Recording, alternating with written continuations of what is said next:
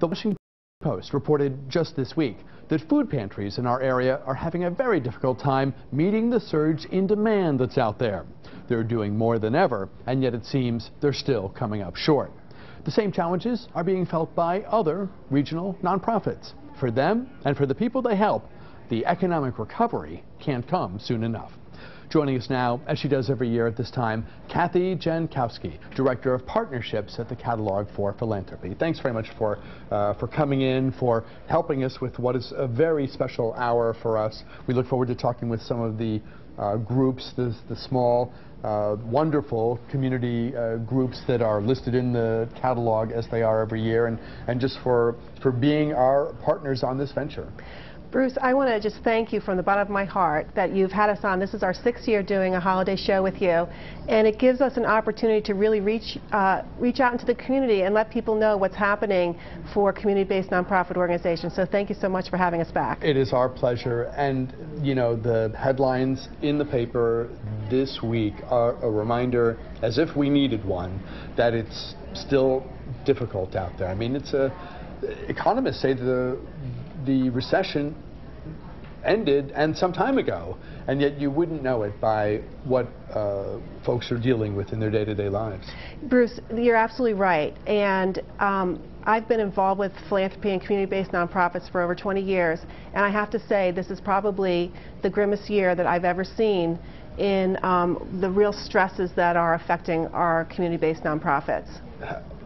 Why is now the worst? I would have expected you to say 2008 at the holiday time, because the banks and the financial institutions and the broader economy with it went south in that late summer period, or 09, after we were, 15, 16 months along. How come now, when the economists are telling us, and look at the Dow, the Wall Street seems to be bouncing back? Why are you saying, why do you call now the grimmest time in your 20 years?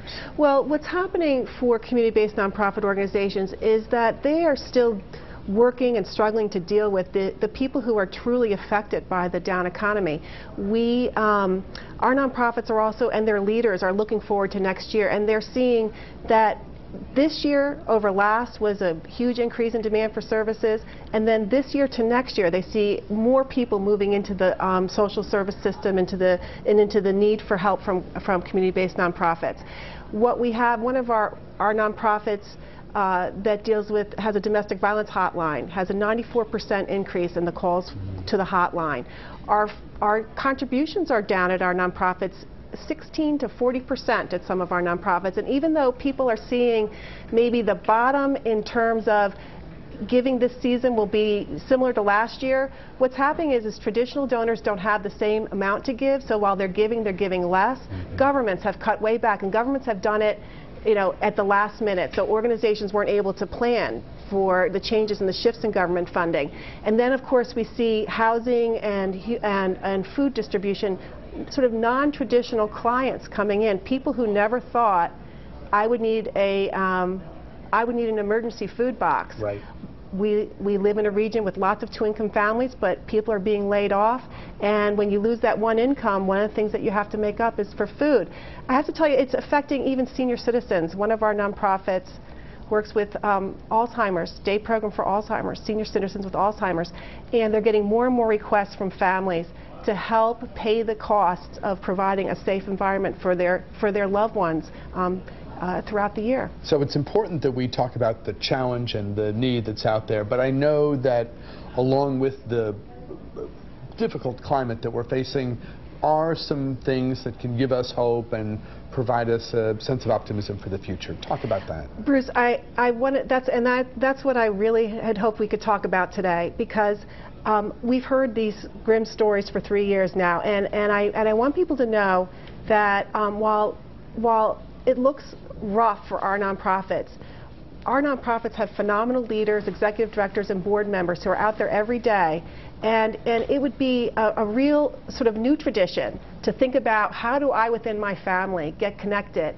to some of these great organizations and think about how I can play a role. And at many of our organizations, $25 will really make a difference. Can I share with you an email? Please. I got an email this week from a good friend of mine who I had introduced to the catalog a couple years ago. She's young, in her 20s, and she said, I wanted to share with you a quick story that I thought you'd appreciate hearing.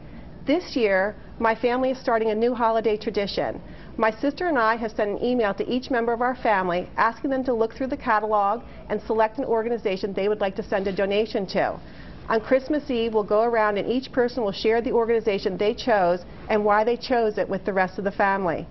We're hoping that by doing this, not only can we support the important work being done by organizations in the D.C. area, but that we can learn about causes and issues that each of our family members are passionate about. When my sister and I were thinking of this, I immediately knew we had to somehow incorporate the great organizations the catalog profiles. And for folks who are new to this, I want to be sure people understand when they talk about the catalog, they're talking about the catalog for philanthropy, and I would almost defy anyone to go through here and not be moved by and feel how blessed this region is really by the amazing array of nonprofits in every aspect of life that you can think of. I mean, this is a picture of both quality and quantity. That's right. The catalog, the print catalog was just mailed out in November, and you can log on to our website at CFP-DC.org to request your own copy of the catalog. But we also have online all 350 of our nonprofit organizations, and the key feature of a catalog nonprofit is it's been vetted by a volunteer in our region. We have 100 volunteers who review applications to be featured in the catalog and online. And so that people can feel confident that they're connecting with a trustworthy and effective and financially accountable nonprofit organization. For folks who may be inspired by our conversation, if I can be so bold as to put it right like that, what are some of the things that people can do in their own day-to-day lives with their time or their dollars to give back to this community? You know, Bruce, this is what I really hope people get inspired to go online to our website. It's cfp-dc.org. And online they can find a volunteer opportunities spot where they can see different opportunities in the region where they can get connected to an event and help our nonprofit volunteer. They can think about giving a gift card this year, give the gift of philanthropy, tuck it into a stocking and have a conversation with your kids about what they value. We also have e-cards this year. If they have a big event coming up over the next year, they can create a gift registry. And I just want to say we're launching this year a new partnership with corporations, and if anyone is listening works for a company that would like to integrate a deeper ethic of responsibility into their workplace and also in the community, we've developed this new online portal to help them do it. So just, you know, get connected to the catalog and think about ways to really help leverage what works in our region. You've got a YouTube contest as well. Tell us about that. Right, right. Well, one of the things that we're running right now is we encourage our nonprofits in honor of the 8th catalog to create a 1-minute video that incorporate a word that ends in 8. So liberate, illuminate, educate. So what do you do that's about the power of 8? So on our YouTube channel, we're asking people to come in and look at these nonprofit videos. You will learn more about what a real nonprofit accomplishes every day by checking them out. But we also hope that you'll vote for one of these, because the organizations who get the most votes by December 1st will be featured on our blog. Is this a time where nonprofit leaders are talking with one another about survival strategies, about techniques, maybe even partnering in some way? I don't know, sharing a van or something big, something small to weather this storm that we're in? Our catalog nonprofits partner with each other all the time. And just give you one example, I had an email today from a friend of mine who runs a small company here in Greater Washington, and he's thinking about how can we incorporate an ethic. He has some entry-level jobs, and he was thinking, is there somebody in the shelter community that is, you know, finding themselves in the shelter that I could hire? And I called a friend of mine who runs a shelter, one of our great nonprofit leaders, Chris Thompson at Calvary, and she recommended I call Jubilee Jobs. And Jubilee Jobs is who they work with, and a lot of our nonprofits work with. They are a job placement service for the poor. So there are all these ways that, yes, organizations realize they have to work together, and they do. And you were telling me off the air that board members, folks who sit on the boards of these nonprofits,